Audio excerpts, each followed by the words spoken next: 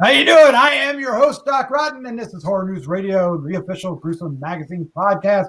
Back with me again this week are the scariest, goriest, bloodiest co-hosts on the net. Starting off with award-winning filmmaker Christopher G. Moore. How you doing, Chris? I'm doing good. I'm coming to you for the 1990s with really bad green screen effects. That's hilarious. All right, well, tell us what's going on behind you there, buddy. Oh, well, if you couldn't notice, the Sick and Wrong Film Festival, which happens actually next weekend, July 6th through July 12th. So it starts Monday and goes through Sunday. Because of the coronavirus stuff, they actually went online. Oh, nice. And so Backward Creep, which the lovely Vanessa has a star in, our film is part of that. And the cool thing is you can buy a ticket for the whole festival, but there's no specific times. You can watch whatever block you want to. So you can, and there's about 20 hours of films.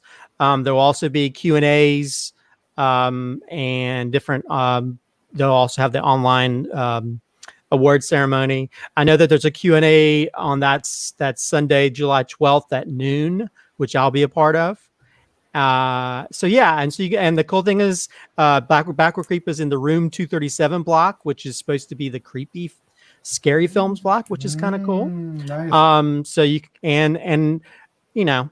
if the cool thing is you should buy a ticket, support the film festival, support our film, because you can actually vote online for best short film. Oh, nice. And hello, Backward Creep should Short be film. best short film. Yeah, vote at least today. in my biased opinion.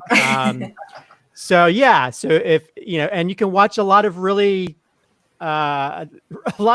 what's called Sick and Wrong for a reason. It's they have all kinds of stuff. Some of it falls into genre, some of it's sick, some of it's definitely wrong. So it could be everything from gross out stuff. I've heard there's a lot of penises this year. No. If you need to get your well, Stop! What are you doing? Don't go there. I know. Well, this is probably a good way to start off the Scoob review, right? But anyway, support him. The guy who runs it, Steven Stahl. He's like an awesome dude, and I'm really excited that if I'm got to be part of it. We're up for the Splash Zone Award, which is for best special effects. So I'm really excited that we're a part of this.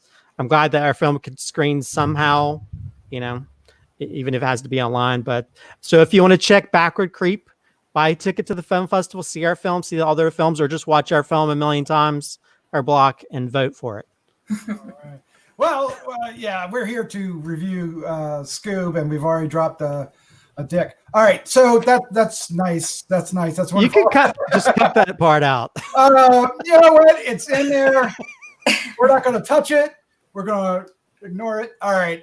Well, like I said, we're doing Scoob, and I am so happy to introduce podcasting rock star and international cosplay queen Vanessa Thompson, who maybe you'll recognize who she's dressed as. Yeah. I'm looking for Dick Dastardly. Oh, wow. You should have paused before you said Dastardly. Dick Dastardly. Jeez. Well, it is a joke in the movie that is actually pretty funny. So, Rick? No. Dick. All right. I'm excited about this. We were looking forward to Scoob. At least I was. I'll admit it. And of course, this year happened. 2020 kicked us all in the Rick. It rickrolled us all, and it ended up going straight to video, which caused a little bit of grief and havoc. But now it lands on HBOMax, which all of us end up having for lots of various reasons. It's kind of awesome. We're going to finally review it, and I'm excited.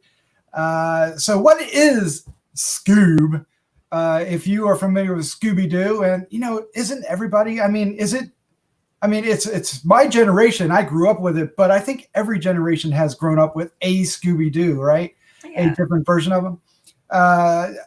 So this comes from director Tony Cervone, and I have a little card here we can drop up. It comes from director Tony Cervone.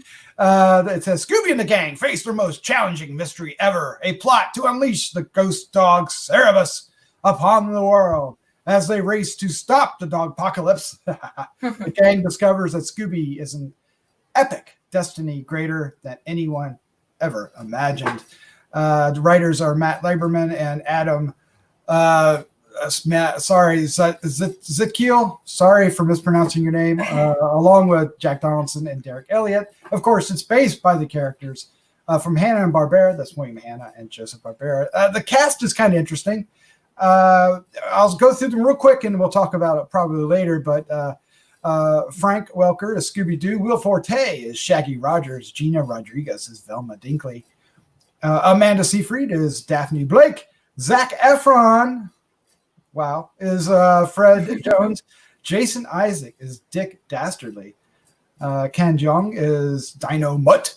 Kiersey Clemons is Dee Dee Skies. Mike, where's Mike? Mark Wahlberg is Blue Falcon. And spoilers, sorry, ahead of time, Tracy Morgan is Captain Caveman, which was fantastic. If you didn't already know that, so sorry. But you know what we need to do?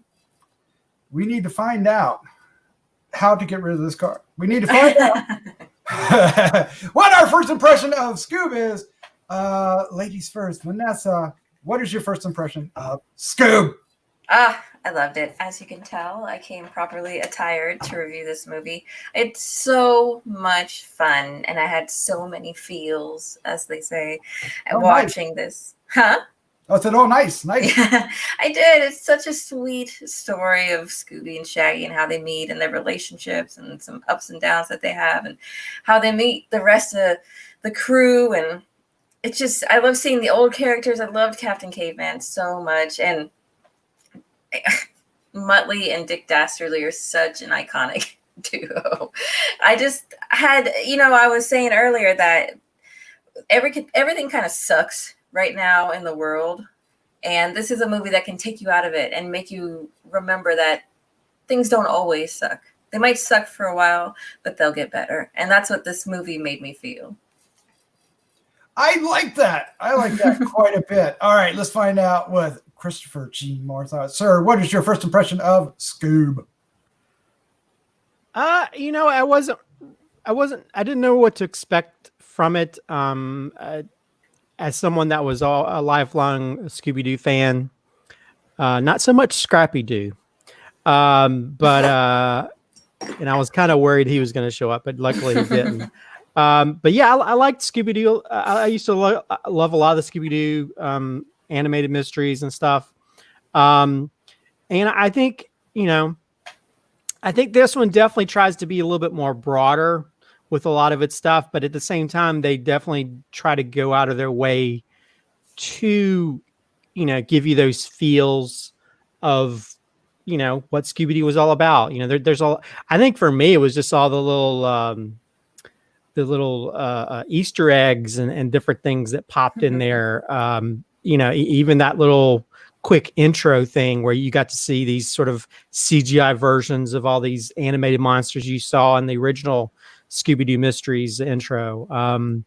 And then, the villain, Dick Dastardly, who, I was a big fan. I don't know if you guys ever watched Laugh Olympics, but the Rocky Racers and all that. The Rocky Racers, all that. I love that stuff. And so just seeing those specific characters. I mean, I was a huge fan of Blue Falcon and Dynomutt. So to see a version of that, I think was always great.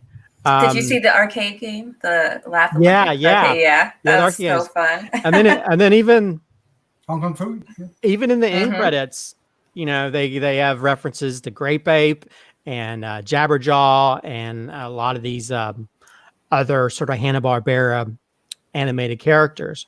So and then they didn't try to, even though they sort of brought it to this new realm of animation and stuff, they still did a lot of these things that we're sort of used to, like Scooby-Doo and Shaggy running from left to right of the screen, back and forth. And so they did a lot of the bits that we're sort of used to seeing, even if they did sort of bring in a lot of the new generation of animated stuff, like the like the little robot dudes are very indicative of a lot of the things now. Like I forgot the famous the well-known animated thing with the one-eyed yellow.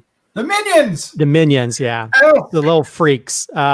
So you have that sort of thing where they have these cutesy things that are sort of working for the bad guy, but they're idiots. And so you have that element to it. Although there was several times I felt like they also made references to other things, like the robots reminded me a lot of like Star Wars stuff, and even we talked about Caveman's in it, but even the Caveman arena is almost like from one of the prequels, the Star Wars prequels.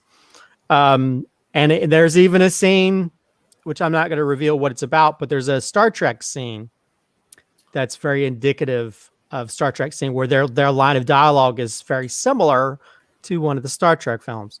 So, there's a lot of little genre tidbits here and there. I think they do a good job of playing with, and this they still had some of that stuff that I think was a lot of fun. So yeah, I mean, it was better than what I expected. I think if anything, it was just more. It was kind of cool seeing that stuff, and I think I actually got a little bit emotional at the very end because I wasn't sure how that was going to resolve. So yeah, I mean, Blue Falcon got on my nerves a little bit, but even his arcs kind of resolved in a great way. I loved Jeong's Dynomutt. He's probably one of my favorite characters in the movie. But yeah, overall, I enjoyed it. It's doing what it's supposed to do, but I think there's enough little. It's like when somebody, gives you something you're not really into wanting to eat, but then they sprinkle like cinnamon sugar on it and other things, and it becomes more palatable. So I think all the little sprinkling of things that reminded me of the original Scooby-Doo and other things, that's what sort of won me over in the end. I love it that you always go to food.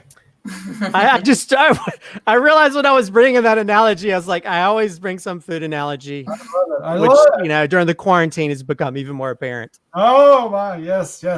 All right. Well, let me, I'll dive in here and say, I'm a huge Scooby-Doo fan and I love these characters. And I thought, I was looking for, like I said, I was anxiously looking forward to this, but then, some of the reviews weren't all that favorable. So I was a little concerned.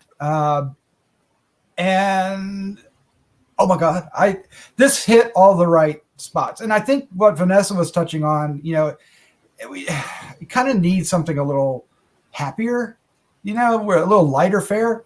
Hopeful, something hopeful. Yeah, a little hopeful. I mean, certainly they battle the bad guy and they have to battle Cerberus and everything. And the third act is always like, oh, right. And that's great. That's what it needs to be. But it's lighthearted. It's fun. The characters are spot on. I loved how they looked, and I loved the interaction with Blue Falcon and Dynomutt and DD, and I also liked Dick Dastardly and some other characters we get to see. Matter of fact, I would say I'm kind of surprised how reserved they were in bringing in the rest of all the Hanna-Barbera characters. Right, they have a large library of them, and it's not May 15th for those who are looking for it. But I was, I don't know. I don't know what to say. I was really amazed and had a great time. It was funny. It surprised me from time to time. The relationship between Scoob and Shaggy was, for me, the best thing to kind of concentrate on. I know a lot of people were kind of upset that the gang didn't stay together and the Mystery Inc. didn't stay together. But I think with bringing in the other characters, this was the best choice to do. To kind of separate them out and have Daphne, Velma, and help me out. What's his name again? Oh my God, I love him. Fred. Brain fart. To have them on the sideline a little bit allows us to pay a little more attention to our other characters, which I thought was a good choice. And they also threw some love to Warner Brothers, and they had a a Wile E. Coyote moment when Dick Dastardly falls to the ground. Yeah, He goes, it was crashing. and poof, yeah, that's what we want. But there's a lot of fun. I really had a good time with the end credits, like you said, Christopher. We get to see kind of a hint of where the story goes from here, and the Blue Falcon basically creates a new team. Dick Dastardly is freed from jail, and the new team includes Jabberjaw and Adam Ant and Grape Ape, yeah. And we get a couple of nods to others. There's I think Hong Kong Phooey only gets like a name drop, and he's one of the arcade machines that gets shoved up against the door at one point. But I loved it. I was just really surprised. But we need to kind of dig down, and did this film service its characters? So let's go to you there, Vanessa, because you love Velma, right? Is there any reason why I wouldn't believe you love Velma? I don't know if she's your favorite, but you certainly would believe it was. Did Velma and Daphne and Fred get their? Did they get enough exposure here? What or were they sidelined wrongly? I think that's a silly comment to make, honestly. I really do. Like, really, you're going to judge this movie because they broke them up in order to make their relationship stronger? Did you not get that? No, I thought it was great. I love that they made Velma Latina. Like, that was so yeah, that's one of the things I was going to mention is like, I love that aspect of it. Yeah, awesome. I think it really helped to diversify the group and bringing in other people. Dee Dee Sky, she was such a badass. But I think separating the characters and focusing more on, Shaggy and Scoob. I mean, the movie is called Scoob. Their relationship, why they have such a strong bond. I love that these characters, they're like they have to be in like their early 30s, right? Because the flashback is in 96 and they were at least 8 or 10, I would say at least 10, right? Then. So bring them up, they're in their 30s now. I thought that was really cool to make them, not take them out of high school. They're not teenagers anymore. They can actually have a business, right? They can run a legitimate business. I thought that did a really great job in modernizing and giving them independence beyond just being these kooky teenage kids. Although, I don't know if you guys ever saw Mystery Incorporated, the series that came out in mid-2000s. Did you guys ever catch that? No. I know of it. Yeah. It is so good. I mean, it's dark and the storylines get really deep. And in that, they're still teenagers. And I kind of wish we had more of what's going on now in that particular series. Everyone should go check it out. It's really phenomenal. Outside of just Scooby-Doo fandom, it's a really great story that they came up with. It gets really dark sometimes. But no, I can tell that they're appealing to a younger crowd with this.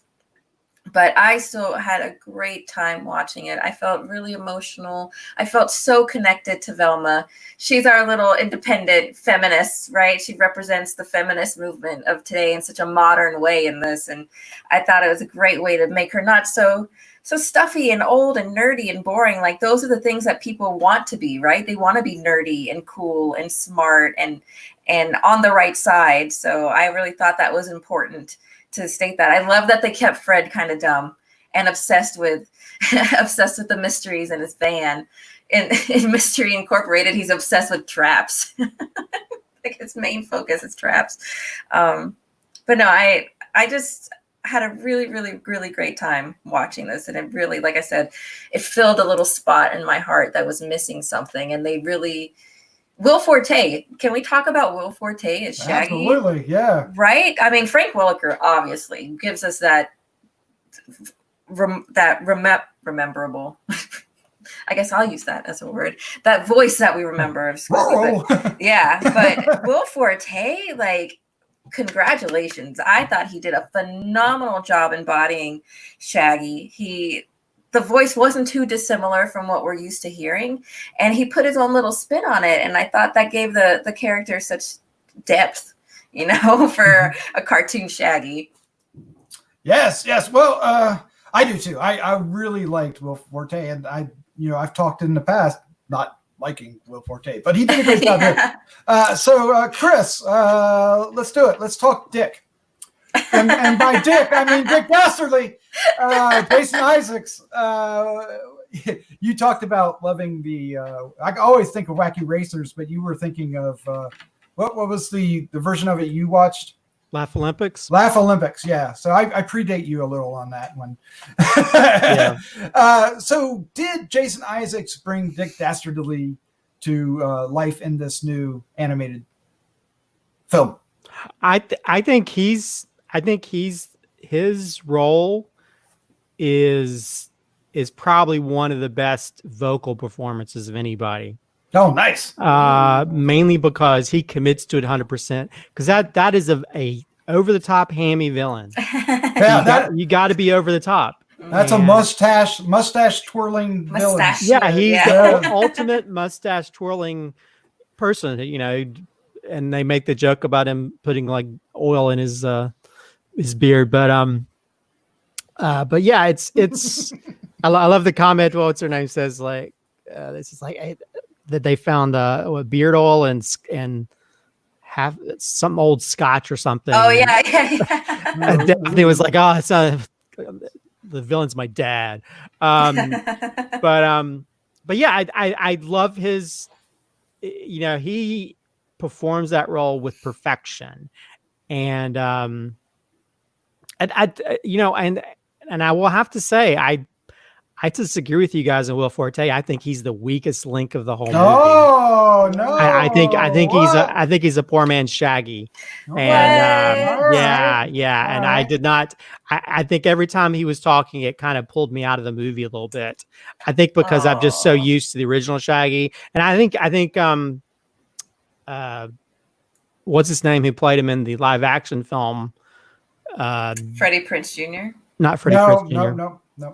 Matthew Lillard. Oh. I think he does them 10 times better than Will Forte does. And I'm a big Will Forte guy, and I think he's the only one that if they made a sequel, I'd replace him. And I know Matthew Lillard was kind of bummed that they didn't ask him to do it because I think he's the ultimate.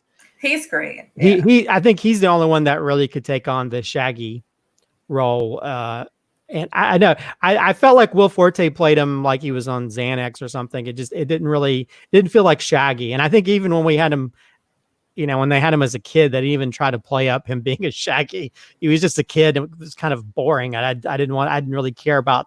I didn't care about the kid portion of it. I just wanted to get straight to the adult portion because that's when it was like the characters that I love and like. But yeah, I mean the villains in this were great. I think, Dick Dastardly, I'd watch a movie just based on his character in a heartbeat. But yeah, I enjoyed it. I think Mark Wahlberg does a good job as Blue Falcon. There's moments where I didn't even realize it was him. I thought it was Ryan Reynolds for the longest time. I did too. And I was like, but then you hear it go into like Mark Wahlberg area. I was like, okay, it's Mark Wahlberg. Wait a minute. And I completely got thrown off. But yeah, he's a man of many talents, guys. He is. Yes. Yeah, and there's even a bike cop that chases Shaggy in the very beginning. I was like, you know who that's the guy from Super Troopers. That's Farva. That was Farva. Yes. I didn't even know who was playing that, but I totally knew. I was like, that sounds like the guy from Super Troopers, which is the perfect casting, I think, when you do that. But yeah, there's little things I think are a lot of fun. I think Tracy Morgan is Captain Caveman. He already talks funny as it is, so putting him as Captain Caveman just kind of works. Even though to be honest, Captain Caveman and a live and sort of a more CGI character is kind of freaky looking. It is. It's like it's lucky. Yeah, it's fortunate that Captain Caveman is probably one of the least remembered, at least from my opinion, of those Hanna-Barbera characters, or maybe not really. I love them all the time. I love it. Yeah, he's All right, swinging his so- club around. All right, I'm wrong. We're gonna come after you, Doc. But I didn't mind his voice. It took me out a little bit because I went, oh, it's Tracy Morgan. But then I fell into it and I thought it was great. Yeah, I thought, all the characters were great. Now, one of the things that happens in here is that it moves away from Mystery Inc. and kind of slides into superhero, right? Because it gets a little bit into the Dick Dastardly versus Blue Falcon area and brings our characters into it. Did that bother you, Vanessa? Were you upset that we didn't have as much of the and I use air quotes here, horror element of Scooby-Doo? No, it didn't really bother me at all. I like them putting a different spin on it. And I think what they were trying to do and what hopefully still happens is that now we'll get all those great Mystery Inc. stories and we'll get all these other Hanna-Barbera characters and we'll have something that continues on, even if it's not on the big screen, maybe on the small screen, a new interpretation of it. But I think in order to keep it relevant, in order to make it modern, in order to make kids nowadays interested, that's something that you have to incorporate because that's what they relate with and that's what they're admiring at the moment. And if you want to make Scooby-Doo modern and bring them into 2020, I think you have to marry those things together. And I think they did a really good job of that. Yeah. Well, but if you remember, the original cartoons had Batman and Robin. Oh, yeah, that's right. They had a Harlem Globetrotter. Right? Oh, those are some of my favorites. They had some of the wacky. Although Vincent Price. Although I will say Simon Cowell is no Vincent Price. No. And when I saw it, I was like, oh, I groaned in my living room. Even though I was the only person that heard it, I was like, oh. I was like, really? But then I was like, but you know what? Scooby-Doo has always been cheesy like that, where they have some celebrity like Batman or Robin or Vincent Price or one of these characters. So it didn't bother me as much. But yeah, Scooby-Doo has always sort of like, they've had the regular mysteries, but then they've always had the ones, with and they're one with Kiss. Yes. Scooby-Doo and Kiss. I mean, they've always done these outlandish things with other characters. And so it's they've been doing it since the beginning of Hanna-Barbera time. So I think we'll be okay.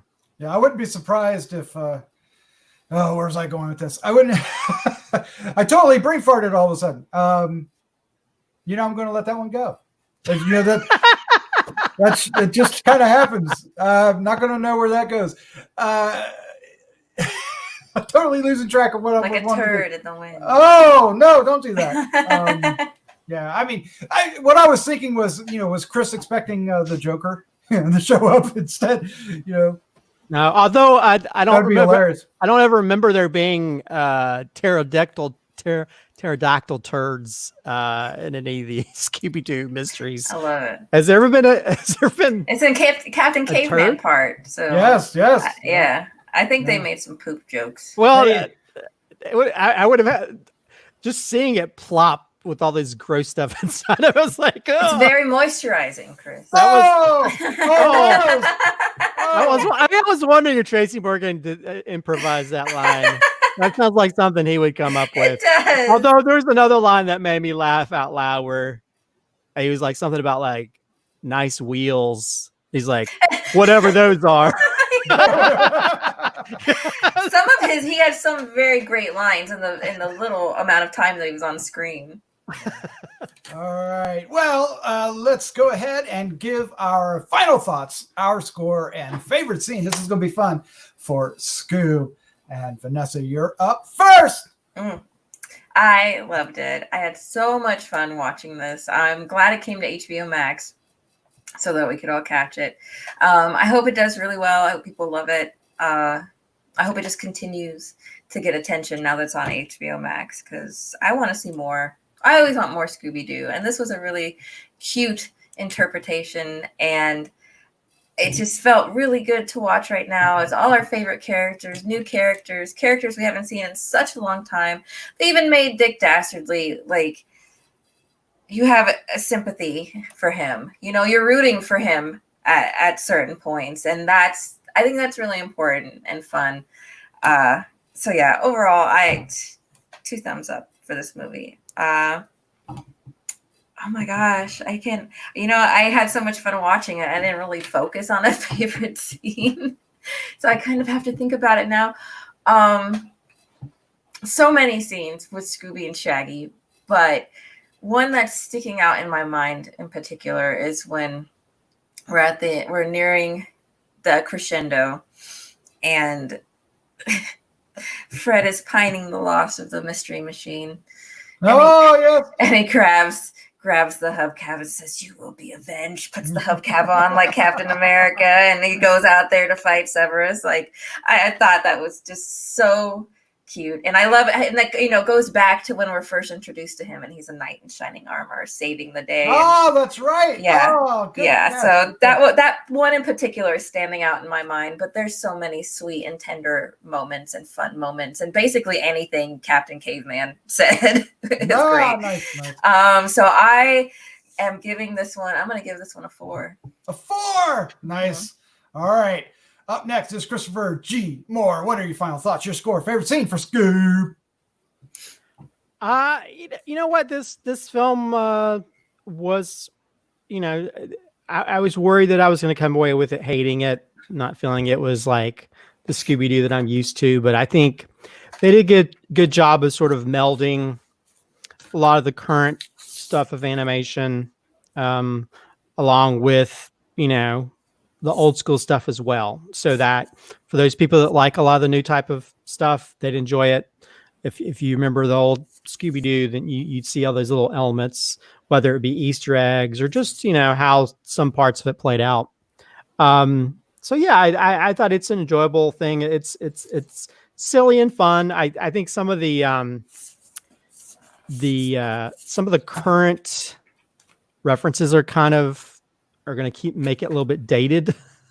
But I think overall it's really fun to sort of see these characters in a lot of these new scenarios, and just especially seeing some of the characters that I used to love, in other forms, whether it's Blue Falcon or Dynomutt or Dick Dastardly, just seeing those characters, it brought back the feels. And I think it also ends on a really sort of emotional, heartfelt note. So it's not just all, eating subs the size of a boat for no reason. It's a little bit more than just that. But we do get that sub. We do get that sub, which made me laugh because Simon Cowell makes a joke about the enormously large sub sandwich. As for favorite scene, it's kind of tough. I'm probably just, maybe I'm just I love the old school thing. I think just seeing that intro again with all the original monsters that were in that intro from the original Scooby-Doo. Yes. In combination with the end credits, I think just seeing those old school characters and a little bit more of the 3D environment, I think, really brought a lot of smiles to my face. So I did love that. As for rating, I'll give it a 3.5. 3.5. I think that's fair. Fair. Yeah. So I enjoyed this. I enjoyed it so much that I'm hoping that it does really well for HBO Max, and HBO Max says, let's do another one. If not, since I won't take it to the theaters, most likely, at least they'll maybe make one every year or every other year for HBO Max. I just hope it finds an audience, because I'd love to see where this goes from here. I'd love to see the other characters come in. I'd love to see, there's if they brought in the racing element, would be a lot of fun. If they did it 3D Laugh Olympics. Oh my God, that'd be great, right? So, although I will say the new mystery van, pretty awesome at the very end. That would be a good racer. That'd be a good racer. So right. So there are things he could do. I mean, they put rockets on it, this one. So spoilers, that was fun. So I enjoyed the hell of this. I'm going to give it a 4 as well. And I'll watch it again. I'm going to watch it again, but it's a different kind of film than we normally cover here on H&R. But it's good to touch base with these gateway horror films, if you will, right? And introduce the genre to a new generation of potential horror film lovers. Scooby-Doo is a great way to do that. So that's right. This may be their first venture into the I know. Can you imagine? Can you imagine? Well, depths of hell. And literally because of Cerberus. Or there's a part towards the end that may make little kids cry. There is. It brought tears to my eyes, and I was an adult because I was like, "What?" Well, there's a couple actually. There's one with Dick Dastardly, and there's one with the whole gang. The whole gang. That's true. So it's got its moments that I thought were genuine. So the Dick Dastardly one wasn't, because that's the gag. But my favorite scene is a Dick Dastardly scene, and he's finally got Scoob, and he's talking to Scoob, and he's trying to introduce himself, and Scoob goes, "Rick," and he goes, "No, Dick, no, Rick, no, Dick," and he just goes on his big tirade that his name is Dick, and it's played for sophomore humor, and I love it, and it was fun. A lot of my favorite scenes involve Dick Dastardly. The scene where he falls, Wile E. Coyote style. I love that. I love when he came flying out of the Dick Dastardly spacecraft on the thing. He's just like swinging. It is just a lot of fun. Man, you can't go wrong watching this on HBOMax, can you? I don't think so. There's even a nice shot of his ship flying over the camera, just like the Star Destroyer in Star Wars. Yeah. Yeah, there's a couple things like that. Yeah. So that's our review of Scoob. If you saw it and would like to share your comments, or just want to comment about what you're seeing here as we are moving H&R to YouTube, we want to hear from you. Down below, you can subscribe, you can like, you can hit the bell and get notified, but let us know what you ding. Let us know what you think. Let us know what you think. We'd love to hear from you. And so great stuff. If you want to support H&R, here I am stumbling over the words, so I need it. So spread the word, share the podcast, tell your friends, review on iTunes. That's the way to help us out for the podcast. We also have Patreon. There'll be a Patreon link below. We have t-shirts. There'll be a t-shirt link below in the show notes. If you want to write us, feedback@horrornewsradio.com. We also want to thank Rocky Gray for our theme song. It's awesome. Yes. Mm-hmm. And are you guys, what we're going to be doing next week? We have it locked. This is interesting. We have it locked. Are you guys Puppet Master fans? Oh, is anyone a Puppet Master fan? Yeah, not me. But we're doing Blade, the Iron Cross. So that should be so bad. We're gonna have a good time, right? Yes. I've never seen somebody so excited for something to be bad. So join us for that. All right, Vanessa, Chris, thank you for joining me tonight. Scooby-Doo. Thanks for having us, Doc. All right. Yes. Get that mystery ink going on there. All right. Let's say good night. Good night. Good night. Jinkies.